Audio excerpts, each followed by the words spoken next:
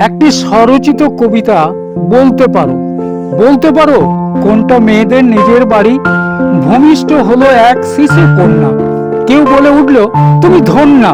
বেশ কিছু লোকে বলে মা লক্ষ্মী এলো ঘরে। আবার কেউ কেউ বলে নিয়ে যাবে সব উজাড় করে। মা বাবা যত্ন করে লেখাপড়া শেখালো তারে, বিয়ে দিল অনেক খরচ করে কোনো এক বড় ঘরে। পাল্টে গেল পদবী ও গ্রাম, অভিভাবক বাবার স্থলে এলো স্বামীর নাম। আসল বাড়ি কোনটা বলতে পারবে সেটা? শ্বশুর বাড়ির অপরিচিত লোকজন, এই নিয়ে কাটাতে হয় জীবন। তবুও সুখ থাকে না তার মনে, দ্বন্দ্ব বাঁধে বিভিন্ন কারণ। ভুলে যেতে হয় বাবা মা ভাই বোন, এটাই তো মেয়েদের বড় গুণ। অন্তরে জমে থাকে অনেক ব্যথা, জানতে চায় না কেউ সে কথা। স্বামী গত হলে অভিভাবক হবে ছেলে, অভিভাবক পাল্টে দিন দিন, তারা তো পরাধীন চিরদিন। বলতে পারবে কি মেয়েরা স্বাধীন হয়ে?